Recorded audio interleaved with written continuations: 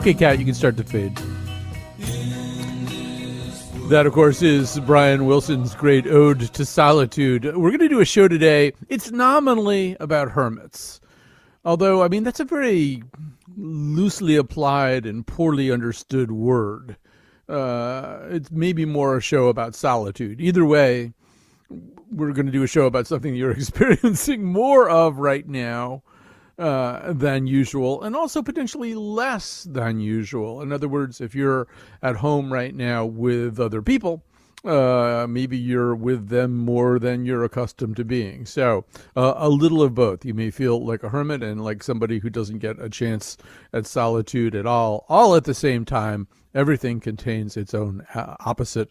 Heraclitus was right. And, you know, here in America, I also feel like we have, because everything in America is performative, I think we have the most performative hermits. I mean, I think Thoreau in particular was a very gregarious, people-oriented hermit who really wanted people to know that he was engaging in acts of solitude. And even Salinger, you know, famously a person who withdrew from society, except that everybody in Cornish, New Hampshire knew him. They all knew Jerry. They were very artful at giving people from out of town bad directions to where he lived. He wasn't really seeking solitude. He was just trying to get away from a certain kind of person. So we're going to talk about this in a much more pervasive and ideally profound way with three terrific guests today. We're going to begin with Stephen Batchelor. He is a Buddhist teacher and writer. He's the author of several books, including Buddhism Without Beliefs, A Contemporary Guide to Awakening. And most recently, and most relevantly, The Art of Solitude. He's the co-founder of Bodhi College. And he is joining us, I believe, from France. So first of all, Stephen Batchelor, good day or night. Well, it's actually early evenings, but I realize it's your afternoon. So good afternoon, Colin. It's a pleasure to be on this show. So where you are right now is not too far from the home of Montaigne, someone with whom you have intellectually communed 500 years removed. And he is one of the people who points us towards some value of solitude. And I know as we're sitting here in the midst of the pandemic, you feel as though Montaigne, with his experiences with the plague, may have something to teach us as well. So give us a little tour through that. Well, you're right. I live about 40 minutes by car from the tower and the castle in which Montaigne spent all those years in solitude. Although, as you were saying about Thoreau, Montaigne likewise was in solitude, but he was also very much involved with the world at the same time. And Montaigne has always struck me as someone who stands as a wonderful example of a person who's willing to take the risk of cutting himself off from the world at one level and having the courage to look into the nature of his own mind, his emotions, his thoughts, his desires, his fears, and to study that rather than be somewhat bored or lonely or whatever it might be. He actually becomes profoundly interested in what is going on inside himself. And I think many of us today, if we're not used to the experience of being solitude, the experience of solitude, we might find that one of the most unnerving aspects of it is that we're confronted with our own subjectivity, our own inwardness, as Kierkegaard called it. And we may find that we're not particularly skilled at dealing with some of the stuff that comes bubbling up or sometimes comes racing up. Montaigne, when he first went into his tower, thought it would be kind of straightforward to just sit down, look at his books, and then everything would be hunky-dory. But in fact, he said what happened was that he looked at his mind, and his mind was completely out of his control. He said it races off like a galloping horse with no design or plan. And this led him into many years, really, of deep introspection and fascination with the workings of his own interiority. And what he has to say about solitude, I think, has a really universal relevance that is not just confined to his period in history or his particular personal experience, but I found it really does allow us to see what solitude is like. And also, he gives us endless numbers of very good tips as to how to cope with it. So he's become a bit of a hero for me. I also, of course, admire the fact that he didn't seal himself off from the world, but he constantly kept an awareness and active involvement, in fact, in some of the political issues of his day. And as you mentioned, he had to deal with things like the plague.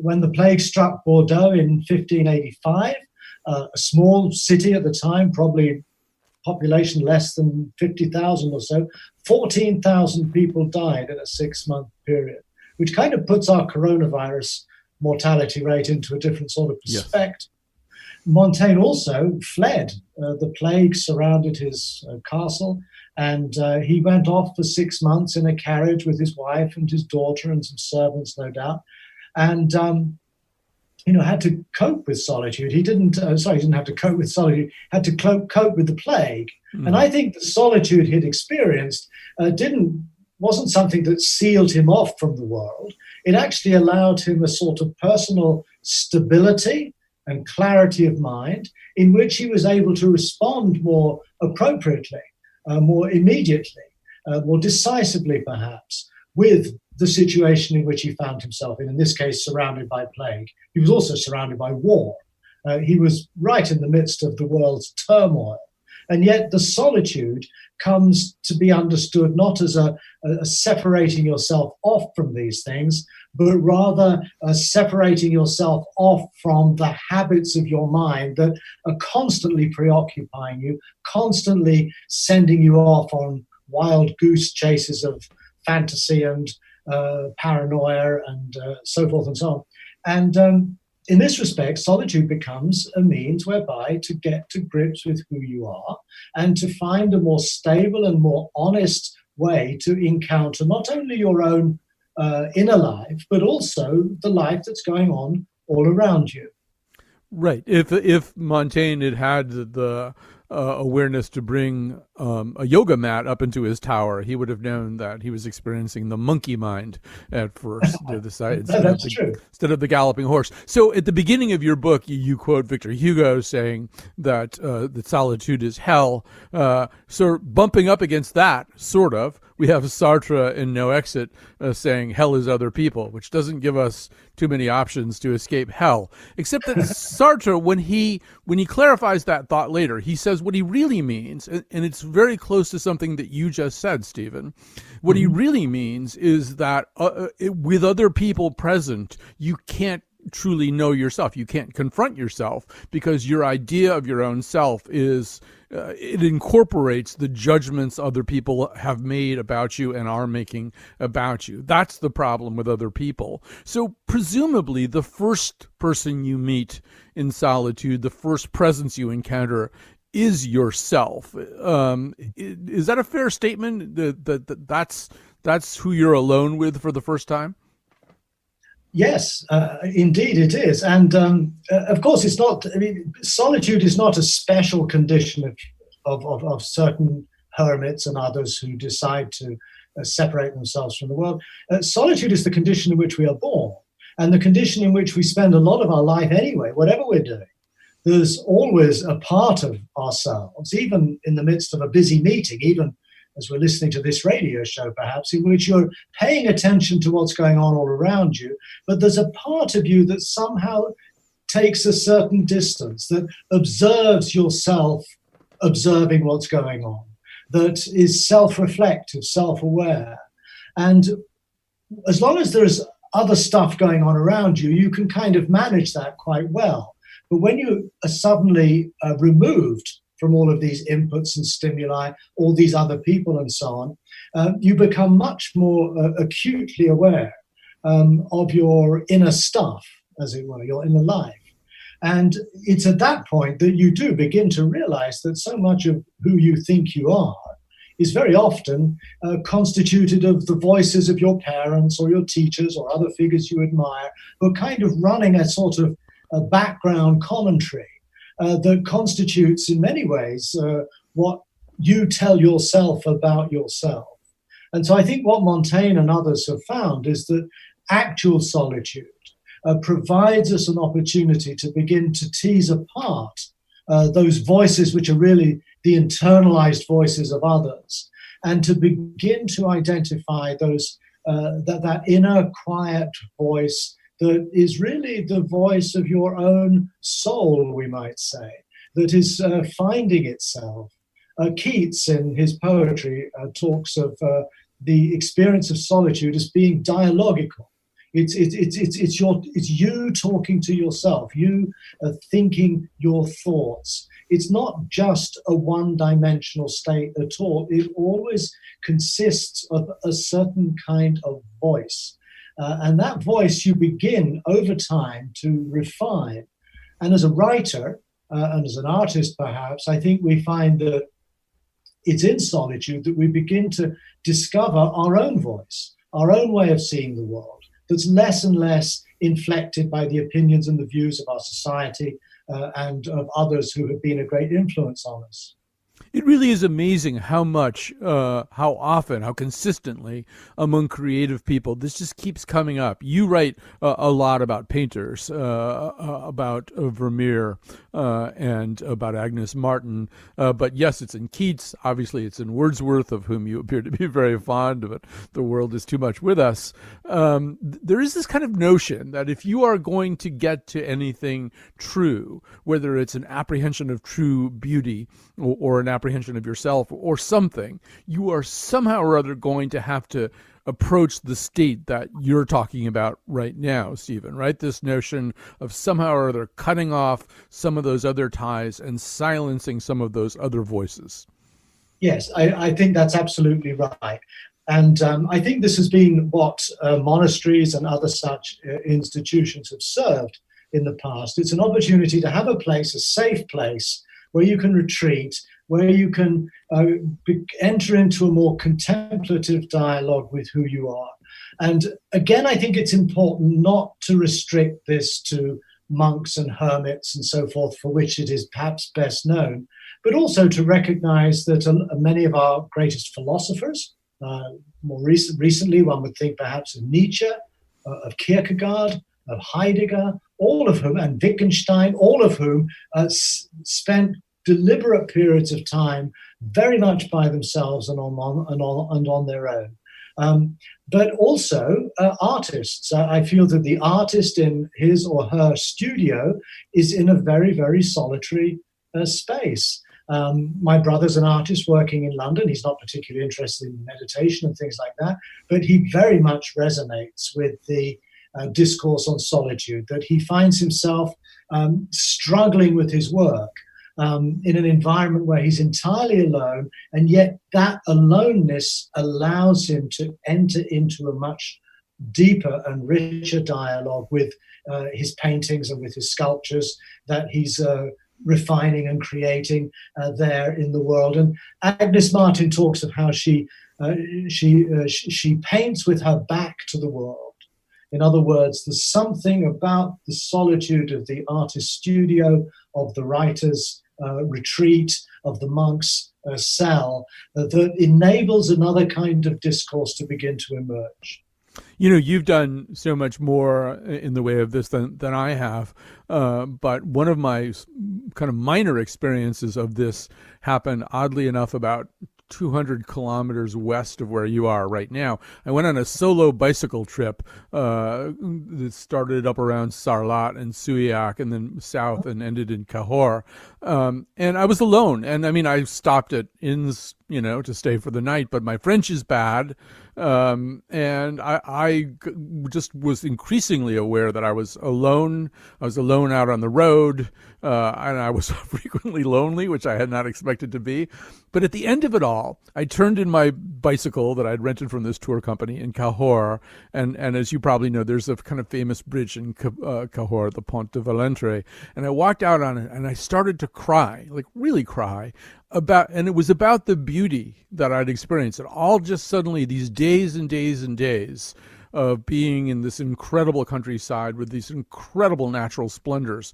It just made me weep in a way that I don't think I ever had before. And I think it did have something to do with the solitude part, the aloneness part, the fact that there wasn't anybody else mediating or moderating my experience of the world. And so, when I read what you write about these visual artists, I think probably if you want to see beauty and color and light, you'd best try to do it without a lot of outside interference.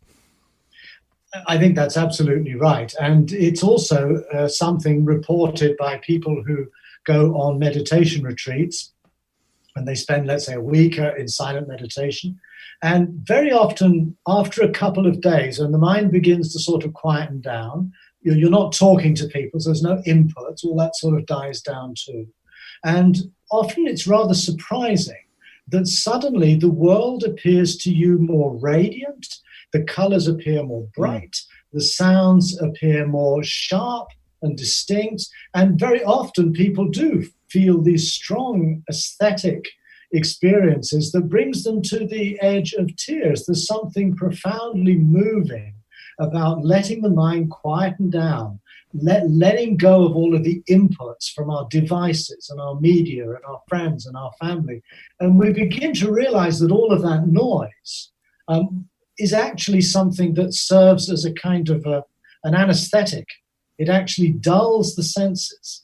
And once that begins to die down, no doubt as it did for you as you bicycled through that part of France, is exactly that.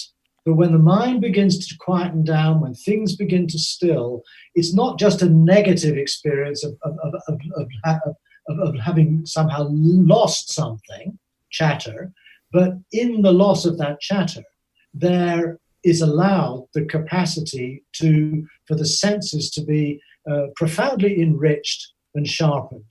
Of course, there is tumult of other things too. As you mentioned, loneliness is the shadow side of solitude, which can sometimes be very daunting, something we want to really get away from as soon as possible. But if we can go through those dark moments of the soul, as it were, and let that loneliness just be part of the experience, just another dimension of our humanity. When things begin to settle down, when you find you can actually embrace being alone and accept being alone, an enormous amount of rich, aesthetic, emotional, and I would say a kind of a wisdom too, begins to become more and more in evidence as you go through the days. I just realized, by the way, I was 200 kilometers east of where you are. If I were 200 east, kilometers, that's right. West would have been out in the Atlantic Ocean. I was going to say I'd be in the ocean. All right. So, what are the things that you deal with? We should say that you were 10 years a monk yourself. And one of the things that struck me about one of your first experiments with this, which involved hiking up to a kind of a somewhat remote ledge, I guess, near Dharamsala. And one of the things you describe immediately is this notion that no one really knew where you were. If you were attacked by a bear, if you broke your leg, if you were bitten by a cobra, there would be no way of signaling anyone. By the way, at that point, you lost me. You lost me at bitten by cobra. I'm not going to do this thing that you did. But I think one of the things you're touching at there also is one of the first things that we feel, one of our reactions to solitude, is fear. We feel an enhanced sense of our own vulnerability that maybe is otherwise dulled once again by this noise around us. Maybe you could say a little bit about that fear and that vulnerability. I think those kinds of levels of fear and vulnerability have very much to do with the fact that we're allowing ourselves to be in an extraordinarily raw and immediate encounter with our condition as human beings, namely that we are born and we're going to die. And this is such a profound and unavoidable reality that it sometimes takes an extreme act, like going off and climbing up into the Himalayas, to actually allow ourselves to feel what that's like. And I think that for many people, maybe human society in general, we could say, it spends much of its time running away from these things in a state of existential flight. And this is a way, perhaps, of coping with our existential condition, but it also is a way of rendering it somehow more superficial, somehow dishonest in a way. And solitude forces upon us a degree of self-acceptance, a degree of honesty, a degree of being forced in a way to say, yes, this is what I am. I am a fragile, vulnerable creature whose life depends on the beating of a muscle in my chest. And this can be very scary. But I think this is where the contemplative traditions come into their own, really, because by learning how to meditate, for example, you learn how to somehow get a better handle and control over your errant thoughts and your crazy emotions. And after time, it begins to settle. And in that settling, we find ourselves able to embrace what otherwise is terrifying and scary. And I think there's also no bottom to this. I think that at some level, this kind of existential fear is without any kind of end. I feel that no matter how many years you've spent in a monastery, no matter how many retreats you've done, there's something sublime in the sense of overwhelming in our humanity that can constantly be enriched and deepened with further reflections, further experiences of solitude, such that we find that although it can be frightening, at the same time, it can be profoundly enriching. So, we've talked about solitude and meditation. There are other dimensions to your book, The Art of Solitude. And before we run out of time, which we appear to be doing, I'd like to just ask you about ways in which you enhanced, perhaps, the experience of solitude with such substances as peyote and something else that I don't even know how to pronounce. But maybe talk a little bit about those mind-altering substances and what role they played. When I turned 60, which is about the time the project of the book Art of Solitude began, I wanted to revisit some very formative experiences I'd had as a young man, and that was taking psychedelics at the end of the 1960s, which in many ways was what prompted me, or opened my mind, let's say, to exploring non-Western philosophies, in particular Buddhism. And that's what led me, I think, in some ways to becoming a monk. And at the age of 60, I decided I wanted to return and revisit some of those formative experiences. I'd spent a long time without touching any of those things. But I wanted to do it also in a more religious setting. And so I went to Mexico. I participated in a medicine ceremony with a shaman. And subsequently, I did 2 ceremonies in Europe with ayahuasca, which is a plant medicine that is used in the Amazonian areas of South America. And I found that what these substances are able to invoke, and again, we mustn't take this out of context, just as important is the setting of the ceremony, the group of people with whom you do it, the guidance of the shaman, and certain other religious rituals and so on that accompany this, that these medicines, which I prefer to think of them as medicines rather than drugs, these medicines, I think, have the capacity to temporarily arrest certain deep habits of mind.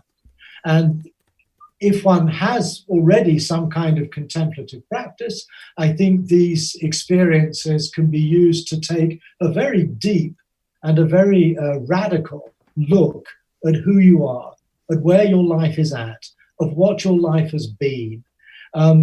In many ways, like so many of these kinds of experiences, it's very difficult to put it into words. But I found in my own case, undergoing these experiences very much served both to confirm my life insofar as I've lived it up to now, and also, curiously, they had an effect somehow that I can only describe as a sort of cleansing or purification. It's as though something was purged And with ayahuasca in particular, part of the experience for many people is that there is literally a purging. There's a lot of vomiting and so on, which is very unpleasant. I mean, these are certainly not party drugs. They're very challenging. And many people who are involved in these kinds of practices think of them as environments for work. You're working on yourself. You're working on your life. The medicine is really challenging you to open your eyes and to take stock of who you are as a human being. And I found in the course of these different ceremonies that they had served very much to free me from certain quite deep-seated attachments, one of which was to alcohol. I didn't drink a huge amount, but as you've already noted, I live in Bordeaux. The stuff comes out of the taps almost. And, I had a habit of drinking wine on a daily basis. After the first of the ayahuasca experiences, my body knew that I was finished with wine and beer and all of those things. And I've not touched a drop since. And that was nearly 4 years ago now.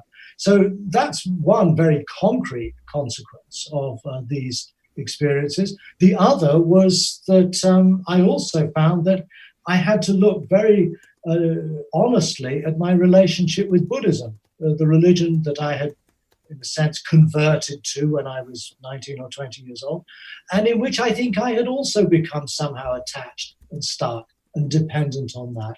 And the ceremonies with these medicines likewise revealed to me the extent to which I'd become somewhat stuck, somewhat caught up in and dependent on these religious beliefs and doctrines that I was so interested in. And I feel that shifted too. That was somehow released. That was somehow purged, I think is the word to use. So this too, likewise, was clearly something deeply solitary, even though I was actually physically with other people. We weren't talking, and it was something that brings you deeply into yourself. And I feel that likewise added a very crucial and illuminating dimension of solitude that I feel constitutes the whole that I seek to portray in this book, which involves philosophy, meditation, plant medicines, and art are probably the four main themes of the book. And we should probably stop there, other than to say that book is The Art of Solitude. It would be a great read. It's been a great read for me. It's published by Yale University Press. A great read for me during this time of not entirely volitional solitude, and would be a great read for the rest of you as well. Although don't try everything that Stephen tries, at least not right now, would be my advice. Stephen Batchelor has been our guest Buddhist teacher and writer, author of many books, including most recently The Art of Solitude. Thank you for your time, and do whatever you do in France when you don't drink wine, and do it with joy. Thank you for being with me. Thank you, Colin. It's been great. And we'll take a little break. We're going to talk some more about this. I want to talk to somebody about technology and all this, solitude with Zoom and Slack and all these things dinging on my phone.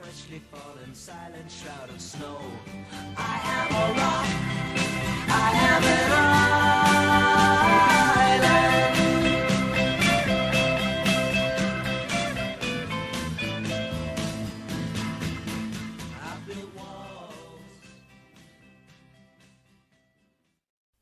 All right, we're back. We're talking about hermits and various other words that touch upon that same idea. Joining us now is Dr. Lucinda Mosher, Faculty Associate at Interfaith Studies at the Hartford Seminary. Lucinda Mosher, welcome to our conversation. Hello, can you hear me? Yes, we can hear you. Yes, good. That's just a little slash line through my microphone symbol on my phone here. Well, I'm delighted to be with you today to talk about the hermit tradition. So it seems to be a pretty consistent thing throughout theologies. I mean, across theologies. I mean, I think we've gotten kind of a taste from Stephen Batchelor about how it plays within something like Buddhism. In Hasidism, we have the Baal Shem Tov going up to the Carpathian Mountains to meditate. And obviously, in the Christian tradition, has a lot of that hermetic idea too. So what's going on there? Go ahead. The Hindu and Jain traditions also, the notion of a renunciate or someone who sets themselves aside. Yes, we see that in pretty much every religious tradition. I'm a Christian, an Anglican, and so I have most knowledge about the hermit tradition in the Christian side of things, but I do have, as an instructor in interreligious studies, some depth of understanding in the others as well. But let's talk about the Christians. We can trace the hermit tradition back to about the 3rd century. The word comes from a Greek word that means of the desert. And we get that label for it because some of the early people in this, who behaved in this way, were in the desert in what is now Egypt. So that explains the name. Another name for it is anchorite, which comes from the Greek for withdrawing. So someone who withdraws would be an anchorite. And what we see with all of these folks is, yes, they are seeking solitude, focus, seclusion, in order to focus more closely on God, but they always have an availability to the wider community. So yes, they've set themselves apart, but they are known to be a source of wisdom to others, and they are available. So it seems contradictory, but it really is not. I mean, maybe just give us a little snapshot of one of these people. Ama Sarah, am I saying that correctly? Yeah, Ama Sarah, I love her. She was in the 5th century in Egypt. She dispensed wisdom quite consistently for about 60 years as a hermit in somewhere, I'm not exactly certain where, but she was near a river, so that was probably a source of sustenance for her. And her aphorisms, her sayings of wisdom, were collected in a book known as The Sayings of the Desert Fathers, but she's a desert mother. And she's one of a number that we know of that were these wise women and men who had something to say, and what they said was pithy enough that people would remember it and write it down. And then if we dial farther, one of the more fascinating ones came a little before her. He was in Syria. Simeon the Stylite is representative of a tradition of these folks who, in the Syrian context, would literally live on a pillar. They would live sort of in a treehouse-like thing, only it's, as I envision it, in the middle of an area, just a platform up in the air, which gets them out of the mainstream, but they are available. And people come to where they are and call up to them, maybe raise up food to them in a basket or something. And again, he's there to dispense wisdom.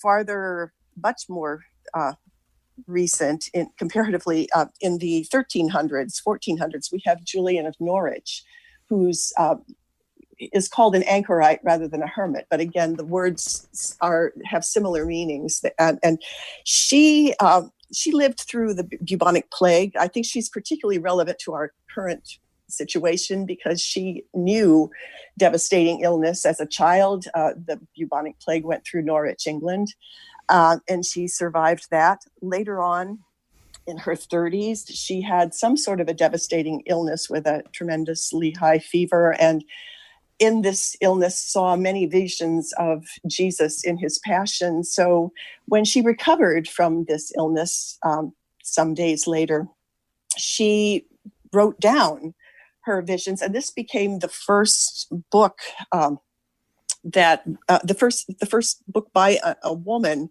surviving that we have that was written in English. So an interesting contribution to the literature. Then later on, about 20 years later, she rewrote the book, this time much more expanded, where she really philosophizes and she really asserts herself as an important theologian. Her way of thinking about the human-divine relationship is strikingly beautiful. She talks about Jesus and God the Father in motherly terms. She speaks about the certainty of God's presence. So again, she's someone whose writings I will be assigning to my students when I teach a course on interreligious leadership in times of crisis that's coming up in next month at Hartford. That should be a very popular course, given. We are hoping so, because we think it really is needed. But her writings are really important to read in what I call our own emergent situation, our own really difficult time. So these folks, they lived in. Let me tell you a bit more about Julian. She. Sometime after that serious illness in her 30s, she asked to become an anchorite. They literally performed a funeral for her, and she was part of a procession into a cell that had been built on the side of the church in the center of the town, and they walled her in there. She had a window that she could look into the church, onto the altar, and watch the Eucharist, as she could look at another window out into the outside world where people could come to her and ask for her counsel. And she lived in this one-room cell, we're told, with her cat for the rest of her life. But again, it's a life of solitude, of centering, but she's available, and her wisdom was sought far and wide. People came to Norwich to meet with her, and we know this because of some of the other writings that mention this. So a really interesting way of being a spiritual leader in a difficult situation. I find her fascinating. All right, we're going to have to pause there, although it would be fascinating. Maybe you can come back on another occasion, Lucinda Mosher. Love to. I think it would be fascinating also to talk to some of the people who, we're actually having a debate in this state of Connecticut right now about whether solitary confinement should ever be used on anybody, particularly the way we do it these days. And obviously one of your other areas of thought and expertise is people who've been forced into isolation as a result of their imprisonment, and what that does. And there's a difference between solitude and forced isolation. So I'd love to come back and talk about that. That'll have to be a topic for another day. We've got one more segment to go here, and we are obeying a higher power. That would be senior producer Betsy Kaplan. So we're going to move along here, and we'll come back with more of our conversations about hermits. 1, 2, 3, 4.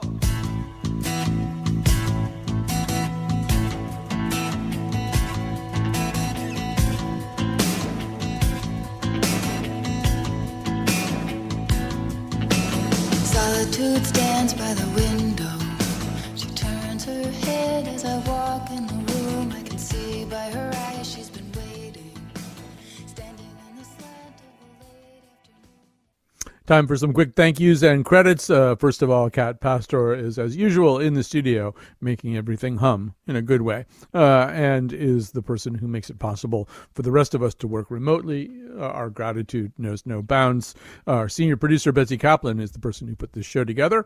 And there's a rumor that Katie Tolarski, who's one of the big bosses, is experiencing a birthday today. If that's true, happy birthday, Katie Tolarski. And thanks to all the other people who line up behind us and make everything possible. Tomorrow, we're going to do a show about groceries. You know, do you find you're kind of obsessing about groceries right now and how to shop for them and what to get? And suddenly it's not a casual thing. You're not just going to duck in somewhere and buy 3 or 4 things. It's a big deal. So we're going to talk very methodically and comprehensively about buying groceries tomorrow. Believe me, there's a lot to be said about that.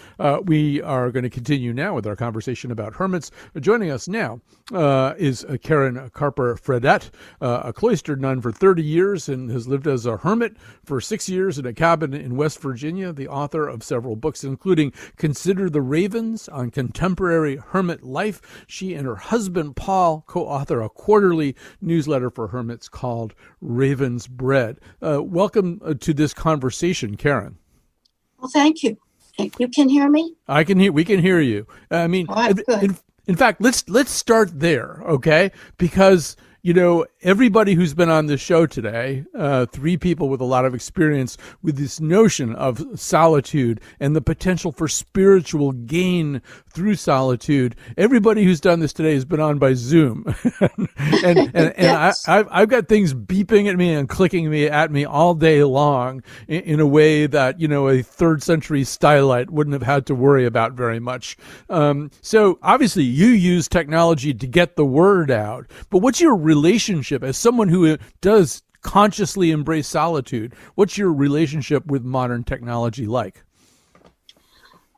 I think modern technology, if properly used, always has a place in the life of a solitary or hermit. One of the important things I want to emphasize, when people hear the word hermit, they almost unconsciously think of recluse. Mm-hmm. And a recluse and a hermit are not necessarily identified together. A recluse is more often a person who really does not like people and chooses not to be in connection with them in any way. A hermit, throughout the centuries, as we've already heard,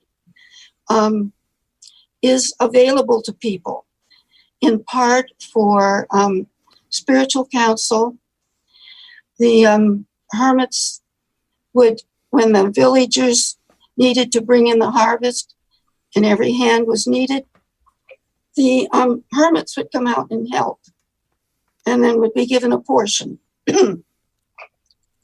So I don't see any problem with using modern devices to get the word out that there is life as a hermit that can be very, very meaningful.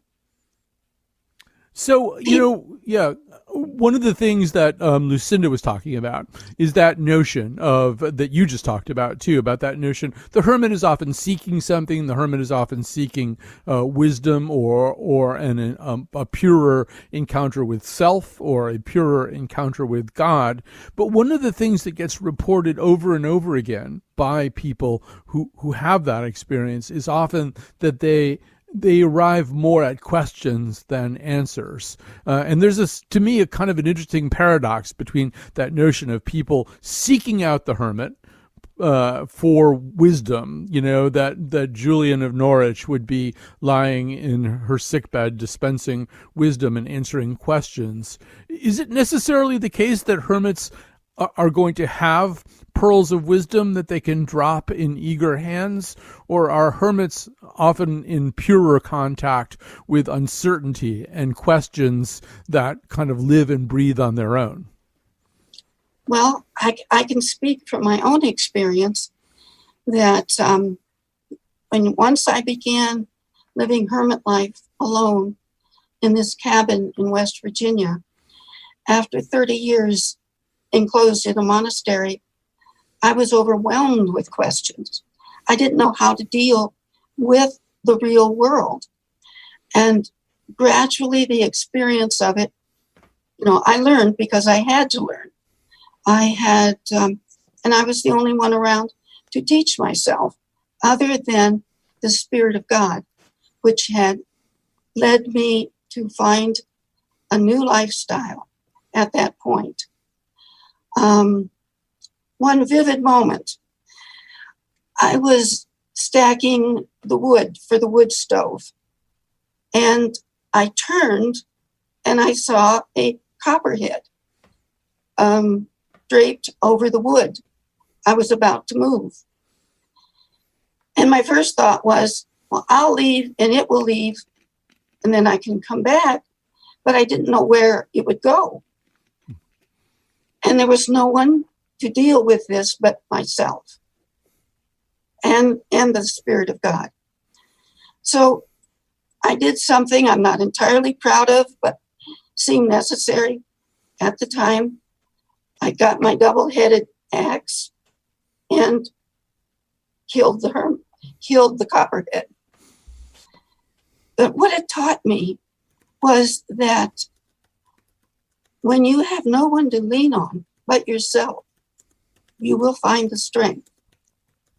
And I think many of our people today who are finding themselves caught up in a kind of solitude or isolation that they're totally feel they're unprepared for. There are things you can do that will help yourself. By this time, we've all found out pretty much what is required of us. And in order to begin to make days that might be dull and uninteresting meaningful days, we need to, first of all, establish a kind of daily schedule, a schedule that gives you many goals. They can be spiritual goals, or they can be relaxing times when you pull out books that you intended to read in the last 10 years. And by, excuse me, and by giving yourself a little framework, you begin to learn to cooperate with the gift of solitude. I don't like using the word isolation. I think solitude is a word that includes being caught up with others in many ways. As a hermit, over a period of time, you become more aware of the energies in the world around you. When we were first told the last few weeks that we all had to stay in shelter in place, stay at home, I was aware, and I talked this over with others, of the fear and the doubt and the worry that were assaulting, literally it seemed, every person on our globe. And as a person who's aware of these kind of things, you immediately reach out for some spiritual stability. And you find that in prayer. And prayer doesn't have to be on your knees in front of a burning candle with folded hands. It's the gift of listening to what is happening in our world and bringing it to God, who is in a very special way within you, just as the divine spirit is in everybody else. And there is a connection. I mean, I am not going to personally meet ill people in China. In fact, the county that we live in the mountains of Western North Carolina, has yet to have its first case of diagnosed. That's reassuring to hear. Unfortunately, because we move fast in radio, we have to stop there. Karen Carper Fredette, it's been so great to talk to you. A cloistered nun for 30 years, lived as a hermit for 6 years, the author of books including Consider the Ravens on contemporary hermit life. She and her husband co-author a quarterly newsletter for hermits called Raven's Bread. One thing that I would tell the rest of you is if you would be a hermit, first you must conquer your FOMO. FOMO, of course, is fear of missing out. You can't have that and be a hermit. You're not missing out on anything right now anyway. There's a pandemic. We're quarantined. All right, here we go. We're going to say goodbye, and we'll be back tomorrow with groceries.